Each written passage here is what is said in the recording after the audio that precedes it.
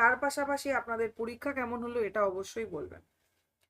কিশোরের পায়ে দলা মুথা ঘাস ড্যাশ বটের ফলের, এই ড্যাশে অর্থাৎ শূন্যস্থানে কি বসবে? সাদা সাদা, না সবুজ সবুজ, না নীল নীল, না লাল লাল। কিশোরের পায়ে দলা মুথা ঘাস লাল লাল বটের ফলের, ঠিক আছে? সঠিক উত্তর হবে ডি, ছয়েরটার হবে ডি। পরের প্রশ্নে চলে যাচ্ছি। রেজারেকশন উপন্যাসের রচয়িতার নাম কি?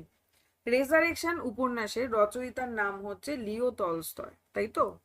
আগেরবারও কিন্তু আমরা দেখেছিলাম 2016-তে ওয়ার অ্যান্ড পিস থেকে প্রশ্ন এসেছিল, ঠিক আছে? আবার দেখুন এবারও কিন্তু সেই টলস্টয় থেকেই প্রশ্ন এসেছে। পরের জায়গায় চলে যাই, নেক্সট প্রশ্নে চলে যাচ্ছি। বলমা আমি দাঁড়াই কোথা পদের রচয়িতাকে? শাক্ত পদাবলীর পদ দিয়েছে, বুঝতেই পারছি। এর যে সঠিক উত্তর সেটা কি হবে দেখে নি। কমলাকান্ত চক্রবর্তী, না রামপ্রসাদ সেন, ভারতচন্দ্র রায়, নাকি রাম বসু? এর যে সঠিক উত্তর হবে সে হবে অপশন বি, অর্থাৎ রামপ্রসাদ সেন। নাম্বার 9, চর্যাপদের টিকাকারের নাম কি? খুব সোজা প্রশ্ন। কানা হরি দত্ত, হরপ্রসাদ শাস্ত্রী, প্রবোধচন্দ্র বাগচি, নাকি মুনি দত্ত? সঠিক উত্তর হবে অপশন ডি, মুনি দত্ত। আপনারা কোনটা উত্তর করেছেন অবশ্যই আমাকে